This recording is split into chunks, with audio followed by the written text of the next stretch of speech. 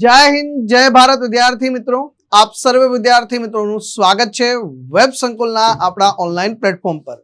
આજનો આ લેક્ચર આપના માટે રેકોર્ડેડ ફોર્મમાં આવી રહ્યો છે, તો તમામ વિદ્યાર્થી મિત્રો જે લાઈવમાં પ્રશ્નોના જવાબ આપીએ છે તમે બધા પણ જે છે જવાબ આપતા હો છો, પણ આજે લેક્ચર રેકોર્ડેડ છે મિત્રો, એટલા માટે જે છે પહેલા પ્રશ્ન જાતે અટેમ્પ કરજો, બની શકે તો જે છે પ્રશ્નોના જવાબ અલગ નોટબુકમાં લખવાનો આગ્રહ રાખજો અને લેક્ચરને શરૂથી લઈને અંત સુધી ખાસ જોવાનું રાખજો અને આવા જ લેક્ચર જે છે અવિરતપણે તમારા સુધી પહોંચતા રહે એના માટે તમારો પ્રેમ એટલે કે લાઈક અને શેર કરવાનું ભૂલતા નહીં। સૌથી પહેલા લાઈક કરજો અને શેર કરી દેજો।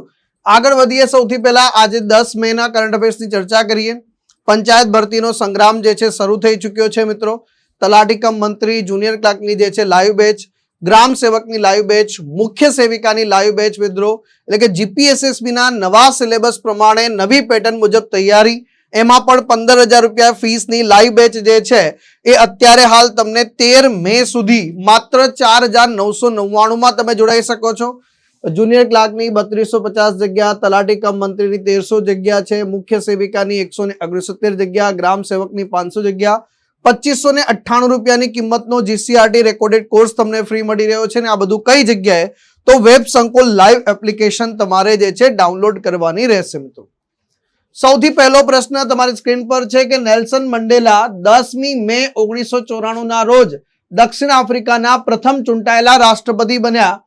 રાષ્ટ્રપતિ બનતા પહેલા તેમણે કેટલા વર્ષ જેલમાં સળિયાની પાછળ વિતાવ્યા છે કે ત્યાંની રંગભેદની નીતિ ને એના કારણે એમને જેલમાં મોકલી દેવામાં આવે છે, એકલવાસમાં મૂકી દેવામાં આવે છે, પણ વ્યક્તિનું ધૈર્ય એટલું અજબ અને જે છે ગજબ હતું કે 27 વર્ષ જેલમાં રહ્યા પછી જે છે પણ પોતાની હિંમત નહોતા હાર્યા। એટલે રંગભેદની જે છે આ નીતિ અશ્વેત પ્રજાઓ સાથે થઈ રહ્યા જે છે સ્વાતંત્ર્ય અને અધિકારીઓ શ્રીની લડત સામે જે છે નેતા, પોલિટિશિયન, ધારાશાસ્ત્રી અને રંગભેદ મુક્ત દક્ષિણ આફ્રિકાનું નિર્માણ કરનારા વ્યક્તિ સાહેબ, પહેલા વ્યક્તિ સાહેબ જે છે આની અંતર્ગત તેમના પિતા સ્થાનિક થેમ્બુ જાતિના જે છે મુખી હતા। 10 મે 1994 ના રોજ રંગભેદ મુક્ત જે છે નૂતન દક્ષિણ આફ્રિકાના પહેલા પ્રમુખ બને છે। જૂન 99 માં તેઓ આ હોદ્દા ઉપરથી જે છે નિવૃત્ત થયા સાહેબ મિત્રો। તેમની આત્મકથા લોંગ વોક ટુ ફ્રીડમ, સાહેબ 27 વર્ષ જેલમાં રહ્યા હોય તો ભાઈ ક્યાંય જે છે બહુ લાંબી યાત્રા, લાંબી જર્ની રહી છે આ। અને 1952 26 જૂન દક્ષિણ આફ્રિકા ખાતે ગાંધી માર્ગે સવિનય કાનૂન ભાગની લોક લડતનો જે છે પ્રારંભ કર્યો। રંગભેદ ધરાવતા સરકારી કાયદાઓના પ્રતિકાર માટે મંડેલા પ્લાનની જે છે યોજના બનાવી સાહેબ અને આ લડતને જે છે મજબૂતાઈ પ્રદાન કરે છે મિત્રો આની અંતર્ગત। તો આ પણ જે છે 1964 માં રિવોનિયાની જે છે ગોદી પરથી આપેલું વક્તવ્ય આંતરરાષ્ટ્રીય કક્ષાએ બહુ પ્રશંસા પામે છે। લંડન ટાઈમ્સે જે છે આફ્રિકન રાષ્ટ્રવાદના પ્રચંડ નેતા સાહેબ દક્ષિણ આફ્રિકાના ગાંધી 1964 માં દક્ષિણ આફ્રિકાની સરકારને પદભ્રષ્ટ કરવાના આરોપસર આજીવન કારાવાસની જે છે સજા ફટકારવામાં આવે છે। રોબેન ટાપુ પર આવેલી જેલમાં પોતાના નિવાસસ્થાન તરીકે એમણે સ્વીકાર કરી લીધો। FW ક્લાર્કની જે છે શ્વેત સરકારે ફેબ્રુઆરી 1990 માં 27 વર્ષના લાંબા કારાવાસમાંથી મુક્ત કર્યા। આ પગલાના કારણે 1993 માં FW ક્લાર્ક જે છે તથા નેલ્સન મંડેલાજીને શાંતિ માટેનું નોબેલ પુરસ્કારથી સન્માનિત કરવામાં આવ્યા। તેમના પરસેવાના લીધે પુખ્ત વયે મતાધિકારનો સ્વીકાર થયો। એપ્રિલ 1994 માં પ્રથમ મુક્ત અને રંગભેદ વિનાની જે છે બહુજાતીય ઇલેક્શન થાય છે સાહેબ અને આ ઇલેક્શનમાં જે છે થાય છે 1990 માં જે છે ભારત સરકારે ભારત રત્ન પુરસ્કારથી સન્માનિત કર્યા અને આ જે છે બીજા વિદેશી બને છે ભારત રત્ન પુરસ્કાર જીતનારા। આની પહેલા જે છે સરહદના ગાંધી ખાન અબ્દુલ ગફાર ખાનજી જે છે ગફાર ખાનને પ્રાપ્ત થયો હતો। ગાંધી શાંતિ પુરસ્કાર, બાંગ્લાદેશના ઘણા બધા પુરસ્કારો જે છે એક પછી એક એમને મળતા થયા। તો નેલ્સન મંડેલા આંતરરાષ્ટ્રીય દિવસ જે છે કયા દિવસે ઉજવવામાં આવે છે? તો ભાઈ જે છે 18 જુલાઈના રોજ ઉજવવામાં આવે છે। તો નેલ્સન મંડેલા આંતરરાષ્ટ્રીય દિવસ દર વર્ષે 18 જુલાઈના રોજ સંયુક્ત રાષ્ટ્ર દ્વારા જે છે ઉજવવામાં આવે છે। ખાસ કરીને એમની જન્મ જયંતિ છે તો 18 જુલાઈ 2010 ના રોજ નેલ્સન મંડેલાના 92 વર્ષના થયા ત્યારથી આ ઉજવણી કરવામાં આવે છે। મોટાભાગનો કારાવાસમાં જીવન કાઢ્યો છે। 91માં જન્મદિવસે સંયુક્ત રાષ્ટ્રના મહાસચિવ બાન કી મૂન સાહેબ કહે છે મંડેલા સંયુક્ત રાષ્ટ્રના ઉચ્ચ આદર્શોનું પ્રતીક છે સાહેબ. જે રીતે રંગભેદની નીતિની એની સામે લડ્યા સાહેબ, એમના માટે જે છે સાહેબ 18 જુલાઈ 1918 થી 5 ડિસેમ્બર 2013 સાઉથ આફ્રિકાના પ્રથમ અશ્વેત જે છે રાષ્ટ્રપતિ, સાઉથ આફ્રિકાના મહાત્મા ગાંધી, ભારત રત્ન પુરસ્કાર 1990માં, નોબેલ શાંતિ પુરસ્કાર જે છે 1993માં અને નિશાને પાકિસ્તાન જે છે 1992માં જે છે એમને પ્રાપ્ત થાય છે મિત્રો. તો આ બધા પુરસ્કારો જે છે ખાસ ધ્યાન રાખી લેજો આની અંતર્ગત.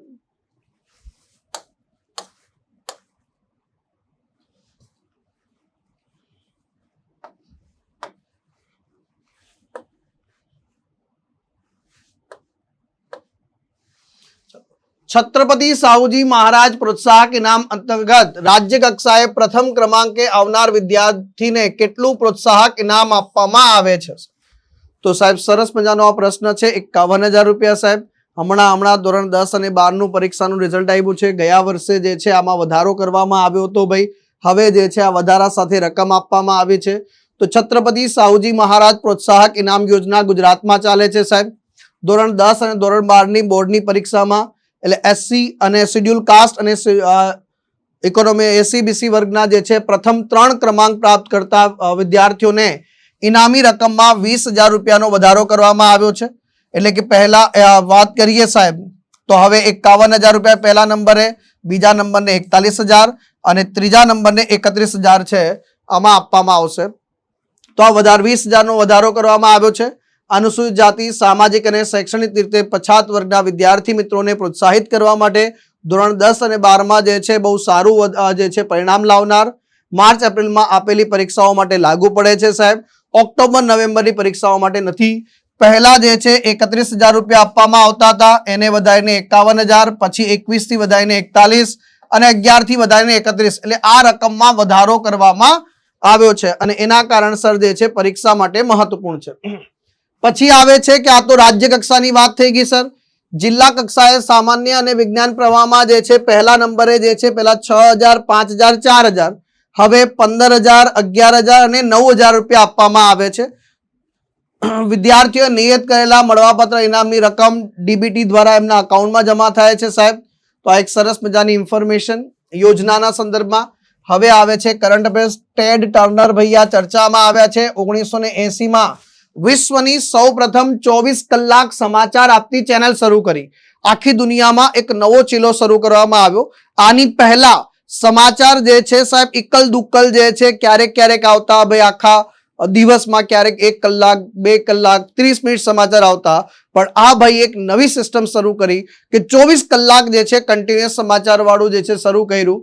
તો આ જે છે CNN કેબલ ન્યૂઝ નેટવર્ક, આ ભાઈનું જે છે અવસાન થઈ ચૂક્યું છે અને આ અદ્ભુત વ્યક્તિ કે જેણે દુનિયામાં એક નવો ચીલો શરૂ કર્યો, 24 કલાક ન્યૂઝ નેટવર્કનો પાયો નાખનારા હતા. ધ માઉથ ઓફ સાઉથ તરીકે જાણીતા હતા સાહેબ. આ જે છે 24 કલાક ન્યૂઝ સાયકલનો પાયો નાખનારા કેબલ ટેલિવિઝન ઉદ્યોગના પ્રણેતા ટેડ ટર્નરજીનું 87 વર્ષની અવસાન થઈ ગયું. 2018માં એમણે પોતે જાહેરાત કરી હતી કે લેવી બોડી ડિમેન્શિયા નામની જે છે મગજની ગંભીર બીમારીથી તેઓ પીડાઈ રહ્યા છે. આ જે છે ટર્નર એકમાત્ર મીડિયા મોગલ, એટલે જેણે બહુ બધું કે મોટું નામ કમાઈ લીધું હોય, ઘણી બધી જે છે ન્યૂઝ ચેનલો બધું એક આખું એમ્પાયર ઊભું કર્યું હોય, એના માટે શબ્દ વપરાય છે. એટલા જ નહીં, પર્યાવરણ ક્ષેત્રે બી અગ્રેસર હતા, આ દાન કરવામાં પણ અગ્રેસર હતા, વ્યવસાયિક રમતગમતના બી જે છે એવા જ શોખીન હતા સાહેબ. ટેડ ટર્નરની સૌથી મોટી ઓળખ અને સિદ્ધિ કહી શકાય તો CNN એટલે કે કેબલ ન્યૂઝ નેટવર્ક હતું સાહેબ, જેનાથી નામના મેળવી સાહેબ. 1980માં જે છે એમણે શરૂ કર્યું. જે 24 અવર જે છે ચેનલ શરૂ રાખી સાહેબ. દુનિયામાં એક નવી ક્રાંતિ લાવ્યા. અન્ય મીડિયા હાઉસો બી જે છે પછી 24 કલાક ચેનલ શરૂ કરે છે. એમણે TBS, TNT જેવી લોકપ્રિય ચેનલો પણ તે બનાવી સાહેબ. કાર્ટૂન જગતમાં બી જે છે સાહેબ આ ફાળો રહ્યો સાહેબ. હાના બાર્બેરા કાર્ટૂનની મદદથી 1992માં કાર્ટૂન નેટવર્કની જે છે શરૂઆત કરે છે સાહેબ. 1996માં પોતાની કંપની ટર્નર બ્રોડકાસ્ટિંગ સિસ્ટમનું ટાઈમ વોર્નર સાથે જે છે જોડાણ કરે છે અને વિશ્વની સૌથી મોટી મીડિયા કંપનીઓમાંની જે છે એક બની જાય છે. ટેડ ટર્નર સાહેબની વાત કરી, રમતગમતમાં પણ ખૂબ સક્રિય હતા. તેઓ એટલાન્ટા બ્રેવ્સ બેઝબોલ ટીમના માલિક હતા. એક કુશળ નાવિક તરીકે એમણે 1977માં અમેરિકા કપની નૌકા સ્પર્ધામાં વિજેતા તરીકે કપ્તાની કરે છે. જો એક એટલાન્ટા બ્રેવ્સ બેસબોલ ટીમના માલિક અને એટલાન્ટા હોક્સ બાસ્કેટબોલ ટીમના જે છે માલિક રહ્યા છે, તો ભાઈ પૈસા ફૂલ હતા એમ કહી શકાય.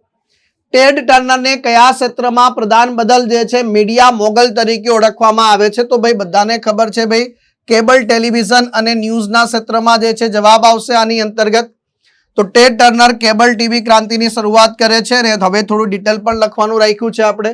રમતગમતની દુનિયામાં ટેડ ટર્નર કઈ પ્રખ્યાત બેઝબોલ ટીમના માલિક હતા સાહેબ?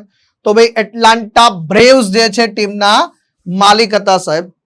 તો આ બંને બાબતો, બે પ્રશ્નો. પછી ત્રીજો, 1997માં ટેડ ટર્નર કઈ સંસ્થાને $1 અબજ દાન આપવાની જાહેરાત કરીને આખા વિશ્વને ચોંકાવી દે છે સાહેબ? તો જવાબ આવશે સંયુક્ત રાષ્ટ્રને જે છે આ ભાઈએ જે છે દાન કર્યું સાહેબ, અને એટલા માટે ચર્ચામાં આવ્યા. આ ઉપરાંત પર્યાવરણના પ્રેમી હતા ટેડ ટર્નર સાહેબ. અમેરિકામાં કયા પ્રાણીના સંરક્ષણ ઉછેર માટે જાણીતા બન્યા સાહેબ? તો અમેરિકન બાયસન માટે જે છે તેઓ જાણીતા બન્યા સાહેબ. કયા? અમેરિકન બાયસન માટે જે છે તેઓ જાણીતા બન્યા મિત્રો. ડીઆરડીઓ અને ભારતીય વાયુસેના દ્વારા 7 મે 2026 ના રોજ કયા હથિયારનું પ્રથમ સફળ ઉડાન પરીક્ષણ જે છે કરવામાં આવ્યું? તો આપણી ડીઆરડીઓ જે છે, અને પહેલા તો આપણને ખ્યાલ હોવો જોઈએ કે ડીઆરડીઓ ના ધ્યેય સૂત્રથી તમને ખ્યાલ આવી જશે. ડીઆરડીઓ એટલે કે આનું ધ્યેય સૂત્ર છે બલસ્ય મૂલમ વિજ્ઞાનમ. આની સ્થાપના 1 જાન્યુઆરી 1958 ના રોજ હેડક્વાર્ટર ક્યાં આવેલું છે સાહેબ? તો નવી દિલ્હી ભારત ખાતે આવેલું છે સાહેબ. અને ડોક્ટર સમીર વી કામત આના જે છે અધ્યક્ષ છે સાહેબ. તો આટલી પહેલા તો ઇન્ફોર્મેશન ડીઆરડીઓ ના સંદર્ભમાં આપણને ખ્યાલ હોવી જોઈએ. તો હાલમાં જે છે સાહેબ તારારારા સિસ્ટમ, એને બોલો તારારારા. શું બોલો? તારારારા. આ સ્વદેશી સિસ્ટમ છે. તારા સિસ્ટમ એટલે કે T for tactical, A for advance, R for range અને ઓગમેન્ટેશન હથિયાર. એટલે ભારત તારા સિસ્ટમ ટૂંકમાં એને નામ આપી દીધું ભાઈ. તો ભારતની પ્રથમ સ્વદેશી ગ્લાઇડ વેપન સિસ્ટમ છે. એટલે કે સાહેબ આપણે દુશ્મન દેશોના જે છે ઇલાકામાં ગયા વગર દૂરથી જ જે છે બોમ્બને ગ્લાઇડ કરો. ગ્લાઇડ એટલે આમ છોડી દેવું સાહેબ. રોલિંગ જોયું છે, ગ્લાઇડ કરીએ છીએ. તો ડીઆરડીઓ અને ભારતીય વાયુસેનાએ જે છે ઓડિશાના દરિયાકાંઠે આવેલા ચાંદીપુર ટેસ્ટ રેન્જ ખાતેથી જે છે આ તારારારા સિસ્ટમ જે છે એ હથિયારનું પ્રથમ ઉડાન સફળ પરીક્ષણ પૂર્ણ કર્યું છે. આ એક મોડ્યુલર રેન્જ એક્સટેન્શન કિટ છે ભાઈ, અને ભારતની પ્રથમ આ સ્વદેશી ગ્લાઇડેડ હથિયાર સિસ્ટમ છે. અનગાઇડેડ વોરહેડ્સને પણ જે છે ગાઇડેડમાં કન્વર્ટ કરે છે સાહેબ. ટેક્ટિકલ advance range augmentation modular range activation kit છે. એક્ટિવેશન એટલે કોઈ પણ જે છે આપણે વધારે એક્ટિવેટ કરવું. આ અનગાઇડેડ બોમ્બને પણ જે છે ગાઇડેડ બોમ્બ જે છે સિસ્ટમમાં કન્વર્ટ કરી શકે છે સાહેબ. સંપૂર્ણપણે ભારત આને કે શું, આ જો સિમ્પલ એક્ઝામ્પલનું સમજવું હોય તો શું છે કે માની લો કે સર મારી ગાડીમાં જે છે સાહેબ, ઘણી ગાડીઓમાં જે છે વાત કરીએ ડિસ્પ્લેમાં ગૂગલ મેપ જે છે ઇનબિલ્ટ હોય છે, અને ઘણી ગાડીઓમાં ગૂગલ મેપ છે જ નહીં. તો આપણે શું કરીએ, બહારથી જે છે એમાં ગૂગલ મેપ વાળું જે છે નખાવી દઈએ. તો એ જે છે અનગાઇડેડનું ગાઇડેડ થઈ ગયું સાહેબ. ભારતમાં વિકસિત પ્રથમ જે છે વેપન સિસ્ટમ છે રિસર્ચ સેન્ટર ઇમારત હૈદરાબાદની ડીઆરડીઓ લેબોરેટરી દ્વારા તૈયાર કરવામાં આવ્યું છે મિત્રો. જમીન પરના લક્ષ્યોને જે છે ન્યૂનતમ આડઅસર સાથે નષ્ટ કરવા એટલે કોલેટરલ ડેમેજ કરે છે સાહેબ. જૂના અને સામાન્ય બોમ્બને ઓછી કિંમતે આધુનિક બનાવી દેવા સાહેબ, અને યુદ્ધ દરમિયાન હુમલાની સફળતા જે છે વધારવી સાહેબ. પરંપરાગત બોમ્બને જે છે ધીરે ધીરે હવામાં સરકી શકે, ગ્લાઇડ કરી શકે સાહેબ. દૂર સુધી જવાની ક્ષમતા પ્રદાન કરે છે સાહેબ. જે પેલું રોલિંગ બોલ જોયું છે ફેંકેલું, એટલે રોલ કરી દઈએ દૂરથી જ જે છે. કોઈ પણ પ્રકારના જે છે મોડ્યુલર એટલે કોઈ પણ પ્રકારનો જૂનો વોરહેડ હશે એને જે છે સાહેબ જોડી શકાય છે અને અત્યાધુનિક બનાવી શકાય છે. બીજું, એની અંતર્ગત જે છે ગાઈડન્સ સિસ્ટમ, જીપીએસ વગેરે પ્રણાલીને સેટ કરી શકાય છે અને હથિયારોને જે છે અત્યાધુનિક બનાવી શકાય છે. તો વિમાન દુશ્મનની રડાર રેન્જથી દૂર રહીને આપણે બોમ્બ વગેરે ફેંકી શકીએ છીએ સાહેબ, અને ખર્ચો પાછો ઓછો છે. તો આ બધી એની ખાસિયતો છે, એના કારણે જે છે આ ચર્ચામાં આવ્યું છે ભાઈ. અને આની જે છે ટૂંકી સરસ મજાની જે છે નોટ્સ મિત્રો, અને આ નોટ્સ જે છે આપણે નોટબુક્સમાં લખી લઈએ તો આપણા માટે જે છે સરળ રહે યાદ કરતા મિત્રો.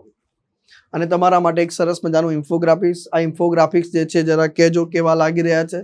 આનાથી ડ્યુઅલ પર્પસ સર્વ કરવાનો પ્રયાસ કરી રહ્યો છું. ઘણા વિદ્યાર્થી મિત્રો એવા પણ હોય છે કે જે ઇંગ્લિશ મીડિયમનો અભ્યાસ કરેલો હોય છે, તો એમના માટે થોડું સરળ થઈ જાય છે. ચલો, પ્રશ્નો તમારા માટે છે જે ભણ્યા એના જ પ્રશ્નો છે મિત્રો. કે તારા હથિયારનું પ્રથમ ઉડાન પરીક્ષણ કયા રાજ્યના દરિયાકાંઠેથી કરવામાં આવ્યું હતું સાહેબ? તો આપણને બધાને ખબર છે ઓડિશા ખાતે આવેલું છે ચાંદીપુર ટેસ્ટ રેન્જ. તારા બોલે તો ટેક્ટિકલ એડવાન્સ રેન્જ ઓગમેન્ટેશન ટેકનોલોજીનો મુખ્ય ઉદ્દેશ્ય શું છે ભાઈ? તો હથિયારોની પ્રહાર ક્ષમતામાં જે છે અને રેન્જમાં જે છે શું કરવો ભાઈ? ખાસ કરીને તો વધારો કરવો મિત્રો. તો અહીંયા જે છે કહી શકાય કે ભાઈ અંતર કાપવાની ક્ષમતામાં જે છે વધારો કરી રહ્યો છે સાહેબ. તાજેતરમાં ચર્ચામાં રહેલ તારા હથિયાર કઈ બે સંસ્થાઓના સહયોગથી? તો DRDO તો જોઈશે જ સાહેબ, એટલે સી ઓપ્શન જવાબ આની અંતર્ગત સાચો આવશે. આ પ્રેક્ટિસ માટે, આ એક્સ્ટ્રા MCQ શાના માટે બનાવીએ છીએ? ટોપિક ભણ્યા પછી પણ બીજા પ્રશ્નોની આપણે પ્રેક્ટિસ કરીએ તો આપણને પણ ખ્યાલ આવે કે આપણે જે છે કેટલા પાણીમાં છીએ મિત્રો. તાજેતરમાં ભારતના ત્રીજા ચીફ ઓફ ડિફેન્સ સ્ટાફ તરીકે કોની નિમણૂક કરવામાં આવી છે? ભારતના ત્રીજા ચીફ ઓફ ડિફેન્સ સ્ટાફ તરીકે કોની નિમણૂક કરવામાં આવી છે? A very most IMP. જરા 7 સ્ટાર લગાવજો મિત્રો આ ટોપિક્સને સાહેબ જે છે.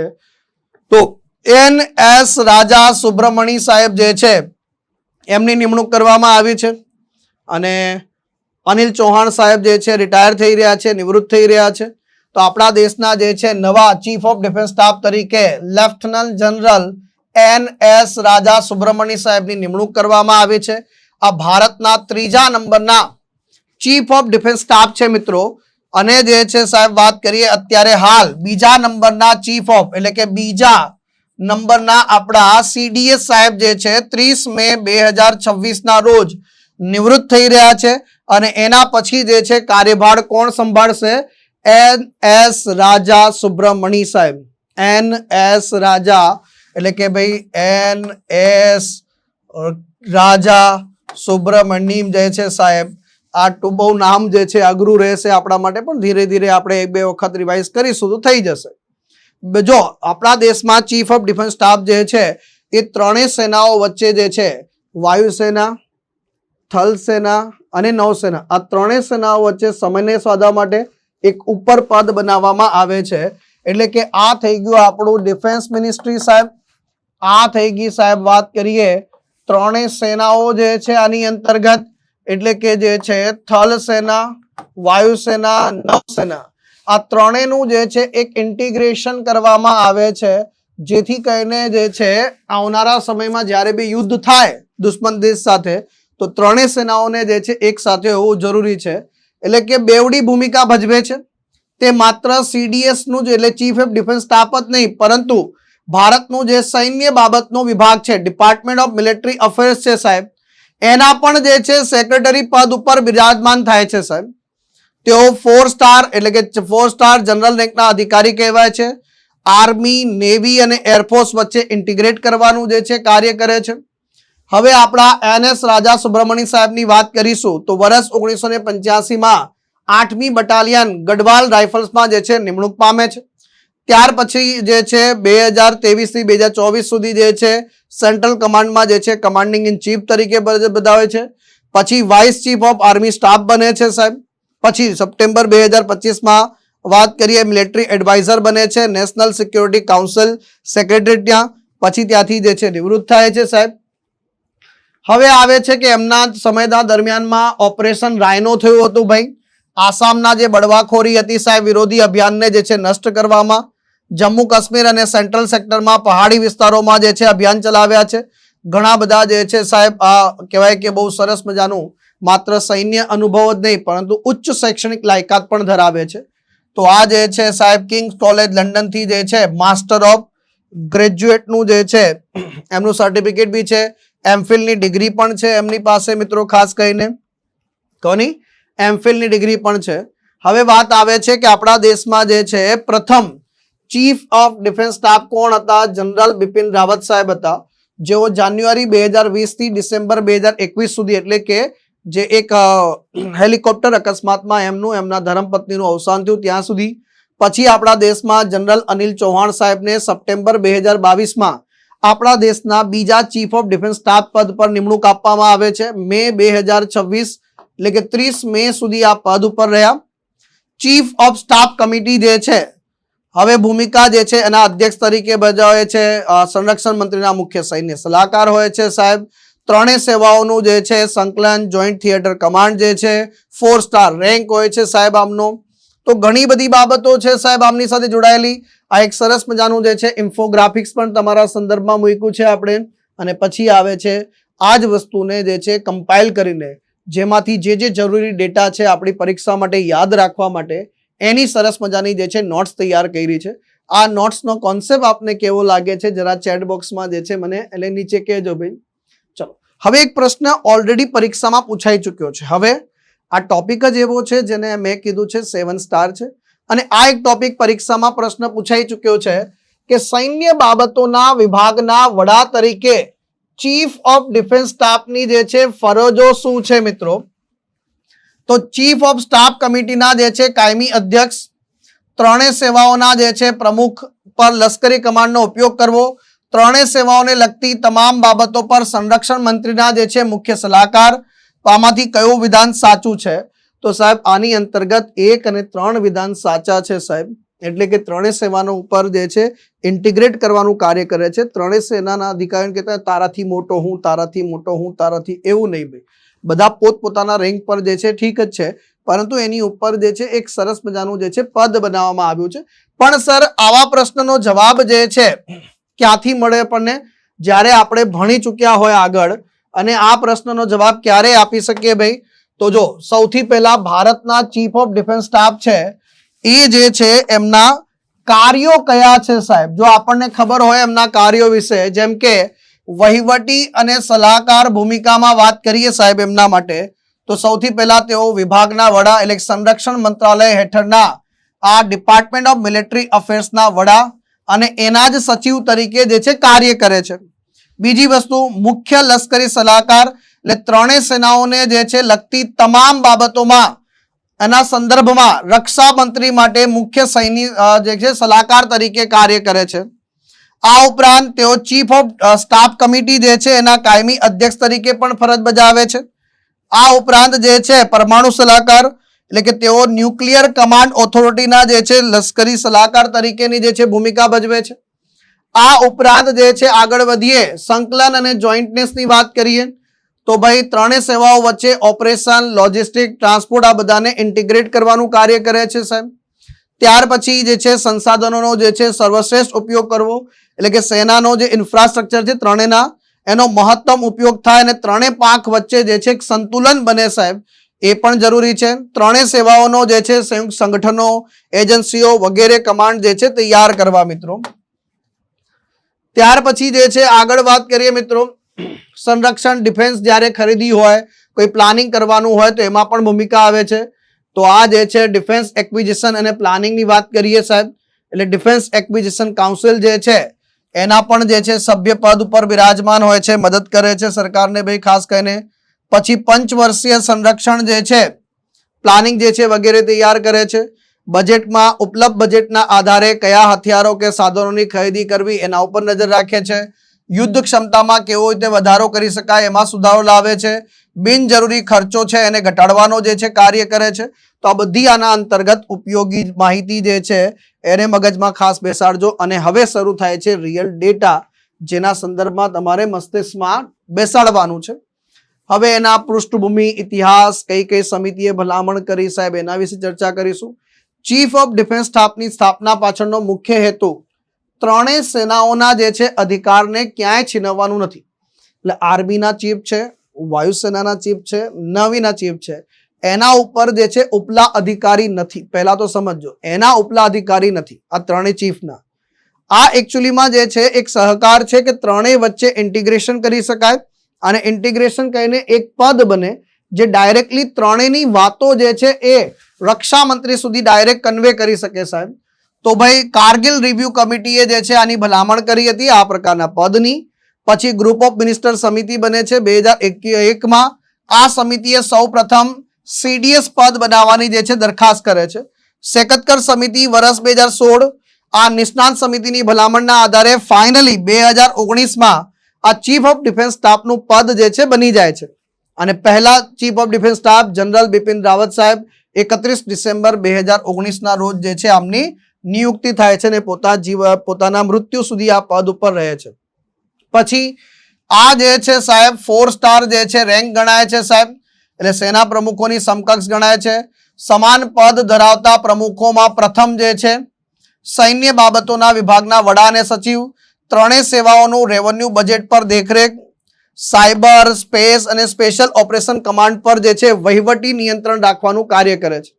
નિમણૂક કોણ કરશે? તો વડાપ્રધાનના અધ્યક્ષપણા હેઠળની કેબિનેટ કમિટી ઓન એટલે અપોઇન્ટમેન્ટ ઓફ કેબિનેટ કમિટી છે, કેબિનેટની નિમણૂક સમિતિ છે. સેવામાં રહેલા પાત્રતા લાયકાત શું છે?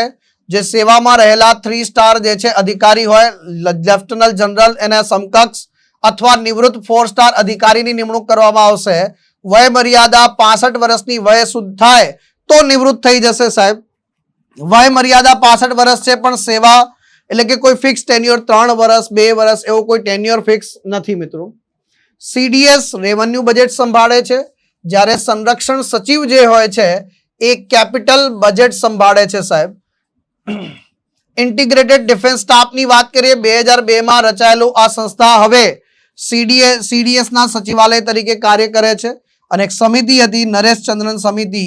આ સમિતિએ permanent chairman of chief of staff કમિટીની જે છે બનાવવાની જે છે ભલામણ પણ કરી હતી સાહેબ. આ ઇતિહાસ થઈ ગયો, ભૂતકાળ થઈ ગયો છે. હવે સરસ મજાના જે છે આ ટોપિકથી 7 સ્ટાર ટોપિકથી બીજા એક ટોપિક પર આવીએ સાહેબ. 9/2/2024ના રોજ જે છે પશ્ચિમ બંગાળના મુખ્યમંત્રી તરીકે કોણે શપથ લીધા છે? તો ભાઈ સુવેન્દુ. આને બે અલગ અલગ પ્રોનાઉન્સિએશન થઈ રહ્યા છે, આપણે બંને યાદ રાખવાના છે. ગુજરાતીમાં અમુક જગ્યાએ જે છે સુવેન્દુ અને અમુક જગ્યાએ જે છે શુભેન્દુ, પણ સુવેન્દુ અધિકારીજી જે છે બની ચૂક્યા છે.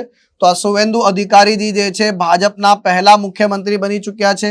9 મે 2026ના રોજ જે છે શપથ લે છે સાહેબ. કોની જગ્યા આવી ચૂક્યા છે? મમતા દીદી બિચારા જે રોવા લાગ્યા છે.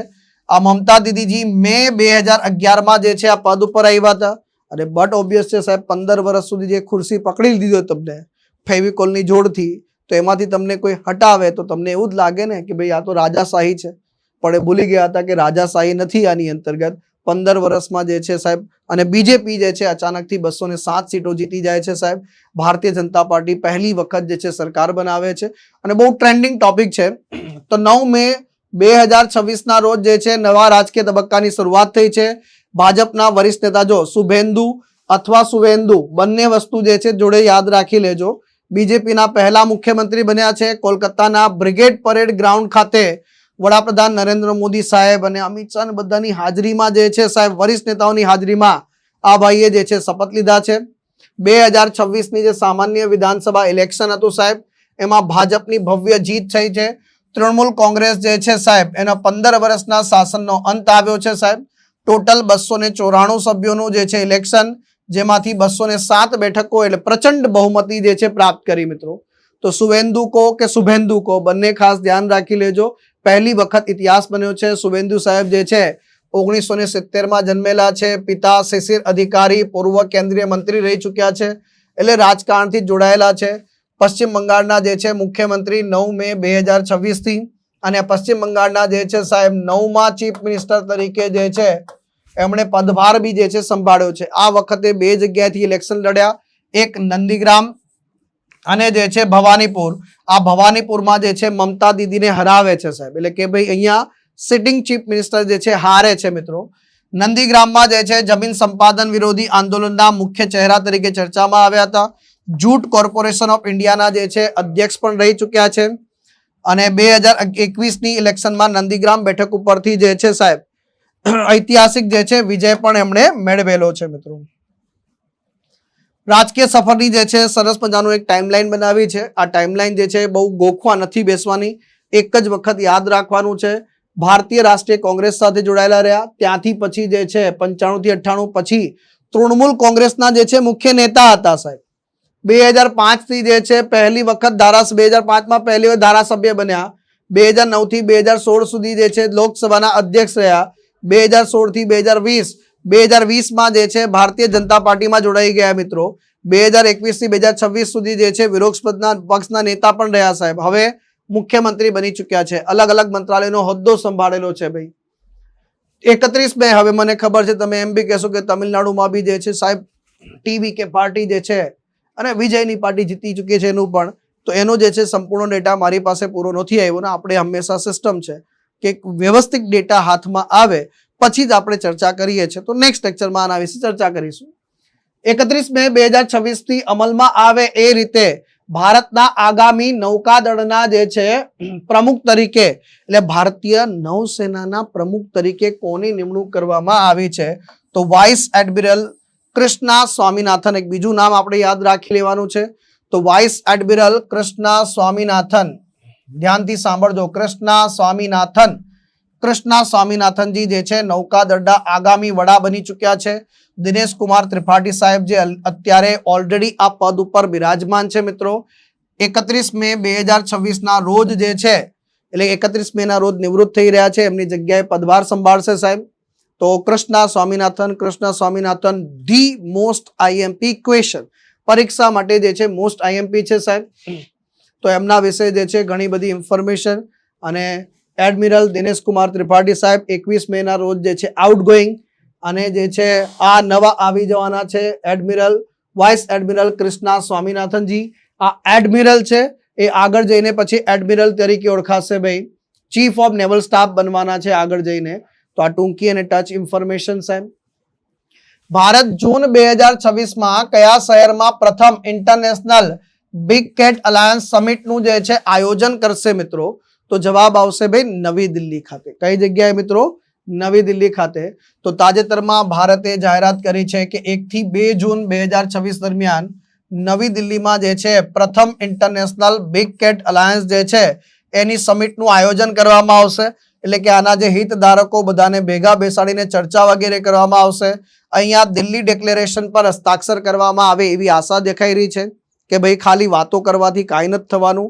જો બિલાડી કુળની 7 મોટી પ્રજાતિઓને આપણું રક્ષણ કરવું હોય, બચાવવું હોય આપણે, તો એના માટે જે છે સાહેબ થોડા કડક પગલાં લેવા પડશે. એના માટે પણ રહેઠાણ રક્ષણને બચાવવા માટે આ વખતની થીમ સેવ બિગ કેટ્સ, સેવ હ્યુમેનિટી, સેવ ઇકોસિસ્ટમ છે.